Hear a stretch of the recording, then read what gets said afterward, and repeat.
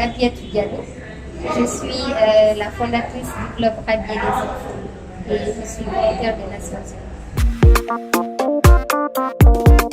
C'est un club d'enfants.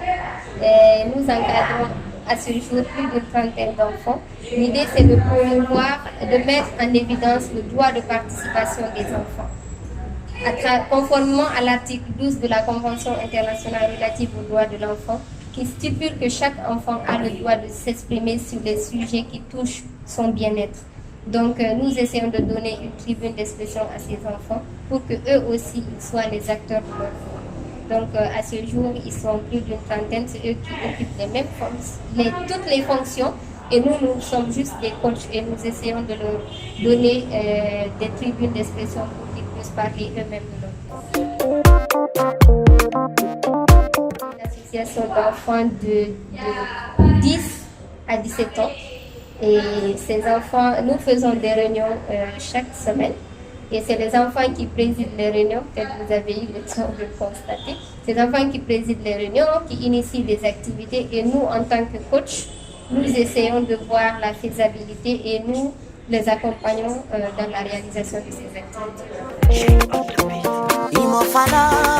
L'idée de créer Rabier les enfants m'est venue d'une initiative que j'ai accompagnée pendant 2 ans qui s'appelait Tous les enfants du Guinée. Et en animant cette émission, je me suis rendu compte de l'importance de donner la chance à un enfant de s'exprimer parce que quand il le fait, il a l'impression de se sentir utile, de contribuer à une plus grande cause. Donc, quand le projet a fermé, j'avais déjà coaché une première équipe d'enfants et je me suis rendu compte qu'il ne fallait pas les laisser tomber. Ils avaient appris énormément de choses, ils voyaient, ils se sentaient en eux des leaders inspirants qui parlaient pour tous les enfants du Guinée. Donc, j'avais envie de continuer cela, de susciter cette envie en eux et de leur dire que ce n'est pas parce que vous êtes des enfants que vous ne pouvez pas changer la donne. Et aujourd'hui, je suis fière d'eux parce que c'est eux qui m'inspirent maintenant. Je travaille avec un collectif de femmes. Nous sommes déjà en perspective de mettre en œuvre des activités pour lutter un peu contre les violences faites aux filles et aux femmes. Et pour pouvoir faire des sensibilisations, coacher des femmes qui peut-être n'ont pas eu les mêmes opportunités que nous aujourd'hui et qui peuvent aussi peut-être changer leur vie.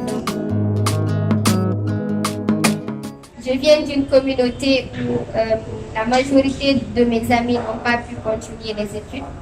Et dans mon village, par exemple, je fais partie des filles qui ont eu la chance d'aller à l'école, de se construire, de rester à l'école.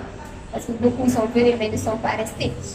Et de pouvoir, je ne dirais pas que je suis une exception, mais j'ai su tirer mon épingle du jeu. Et pour moi, j'ai obligation de me battre pour les autres.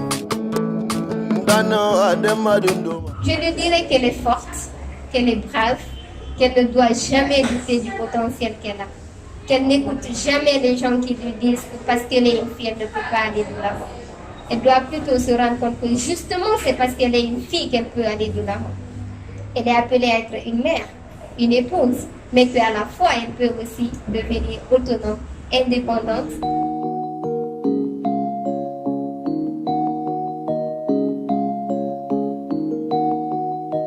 Beaucoup ont été scolarisés, mais le maintien des filles pose encore problème.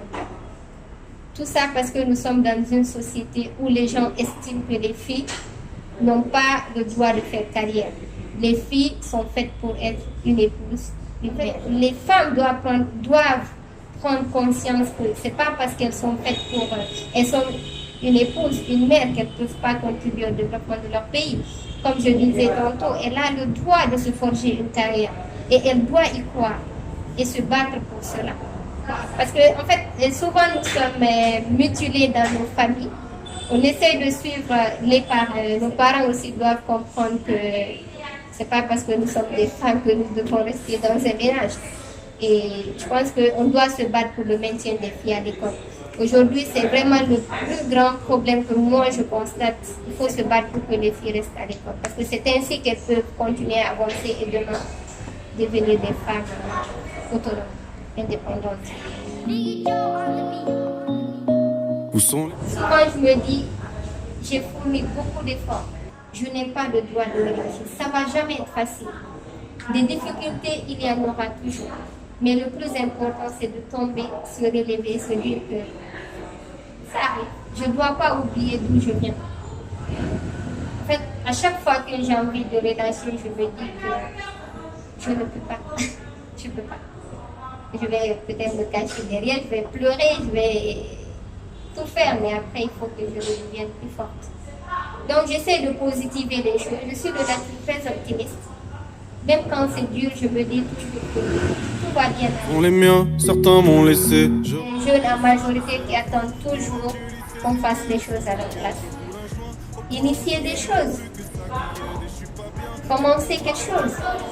Si vous commencez, vous verrez qu'il y a d'autres personnes qui avaient peut-être envie de commencer, qui hésitent, mais qui pourront pour le changer. Je pense qu'il faut que les gens arrêtent d'accuser l'État. Il faut que les gens commencent à entreprendre. Il y a tellement de choses à faire. Il ne faut pas avoir honte d'avoir un petit boulot. Moi, je pense qu'il faut se contenter. Il faut commencer petit. Je suis fière d'être guinéenne et j'invite tout le monde à se rendre compte de cela et se dire que le pays doit être la priorité et qu'on peut changer.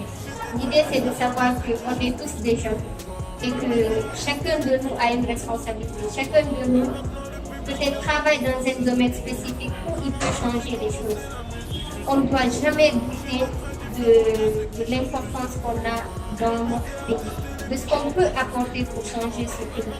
Et que chacun de nous peut apporter son verre de sel et qu'ensemble, nous allons construire. Moi comme tout le monde, j'avais des putains de rêves, je voulais laisser des traces. Mais bon, la vie, c'est jamais comme tu veux, jamais comme t'as prévu.